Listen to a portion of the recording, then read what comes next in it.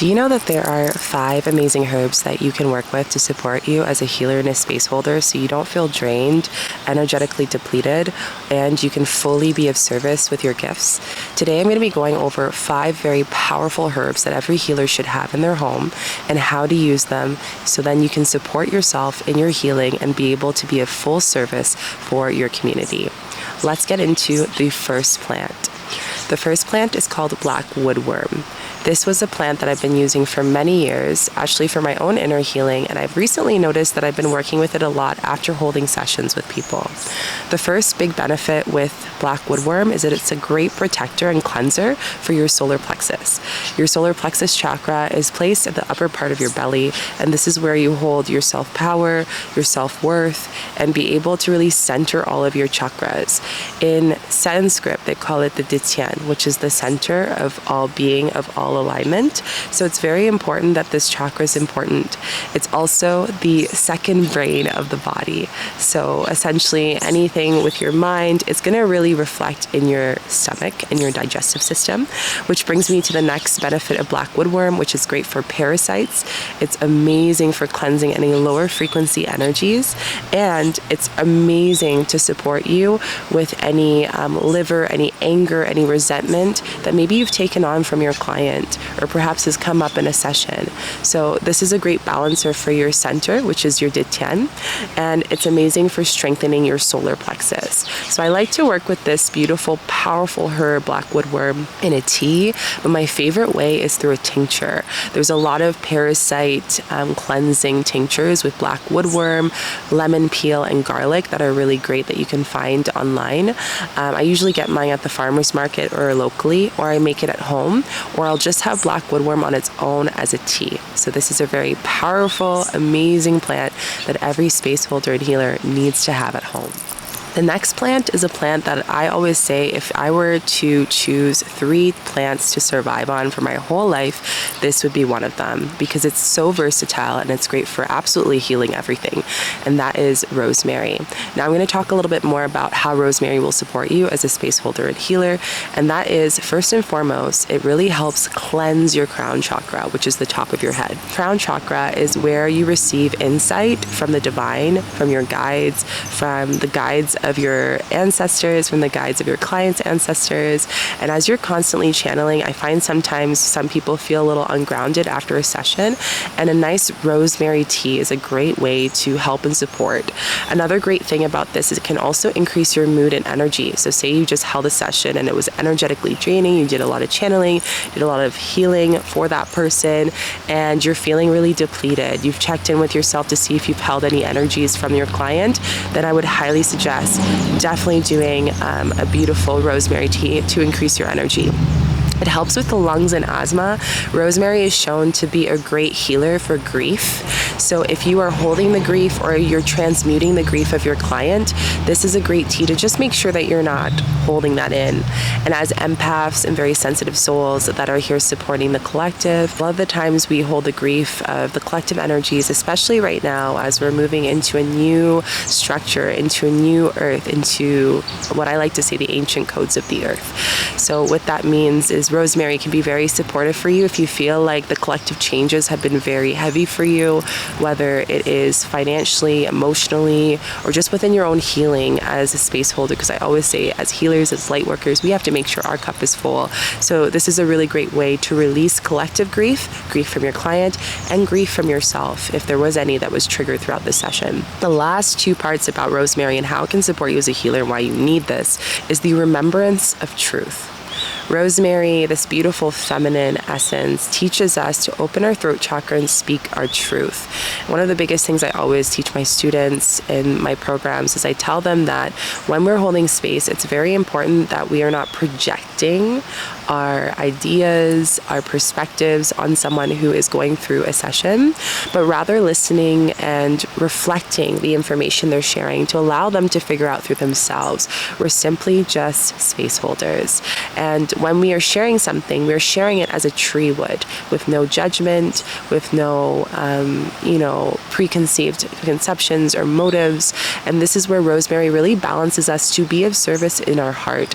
So you can also speak to the rosemary rosemary plant and have a great tea before you sit with a session. If, say, you're doing a group healing, or maybe you're working with someone with a very deep, intensive process, this might be a great plant to work with. The last thing is protection.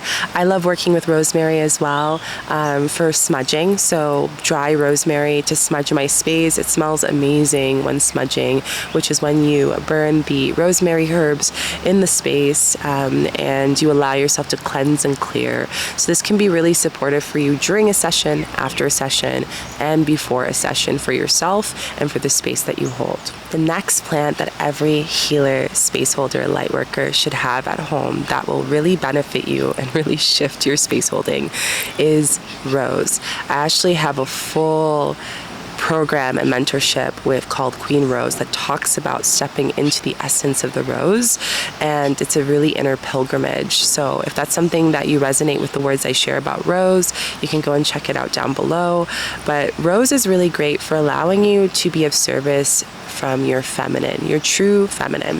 So true feminine is when we're in space of nourishment and nurturing, where we're empowering that person we're holding space for. So what that looks like is we're not coddling our client, we're not fixing our client, we're not saving our client, we're not wanting them to heal more than they want to heal themselves, right? We're putting in prayer for them at their highest timeline for their soul and allowing them to have the power to step into this. This is one of the biggest wounded healer shadows that I see with the collective, is this sense of saving and convincing someone why they should heal themselves. Maybe you've experienced it. I know I have in the past, where I really want my family members to heal because I want them to be freed from the structures and the conditioning of this world. But I also have to come to my space and knowing that that's their choice and have no judgment. So the more that you can release expectation, which is what Rose teaches us when we start to work with it, the more that we can step into the power of our hearts and of our sacral, which is essentially the softening of creativity, life force energy, and really the power that we have in our gifts. So this brings the deep, great mother. So I always like to think of Mary Magdalene. I like to think of Mary. I think of all of these feminine archetypes, and this is what Rose brings. It's the weaver of the great mother's earth and the medicine of all of the feminine of the great mother. And the earth, the great mother, connects us to all things, connects us to all sisters, all mothers, all feminine within us and outside of us. So this can really allow you to soften your sessions, to give that nourishment and nurturing that your client needs during a session. So I like to work with rose as a tea or a tincture. In my program that I do, I actually work with the over 100-year-old rose, which is so potent, so powerful.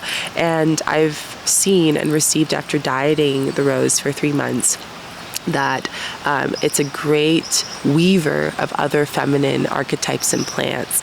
So it's an amazing teacher. It also teaches you to really support you establishing boundaries as a space holder. If you find yourself possibly giving too much of your energy and feeling too depleted, or not being able to speak your boundaries, a great example I share with my students is that, when you are stepping into the role of being a space holder, it's very important to really allow yourself to make sure you can hold that space fully and presently. I remember when I was first holding space, I would have a session for someone for an hour and I wouldn't finish till over 2 hours. And I found myself super depleted because I felt bad, cutting the session at an hour, but I also noticed that I wanted to always overgive, and that was a lot about my own shadow of self-worth. So deep one, this is what Rose brings to you, is the shadow work around boundaries, and it also helps you with your inner shadow work, so your shadow doesn't go into the session. If you aren't able to heal yourself, how can you hold space for people, right? And people are going to come into your session that most likely are going to mirror you, your story, who you are, what you hold, what you've experienced, because they're going to you for guidance because you've been there, you've gone through it. So it's very important as space holders, as healers, it's our responsibility to ensure that we are in a space of awareness of self, so that when we go in there, we can be fully neutral and allow that person to fully hold a safe container, so it's trauma informed, so it's in integrity and in sovereignty, which is what Rose teaches you. Lastly, the power of the Rose is really allowing you to step into the weaving of bringing light into the darkness. So maybe you have a client that has a lot of disassociation, has a lot of, hard time dropping into their emotions.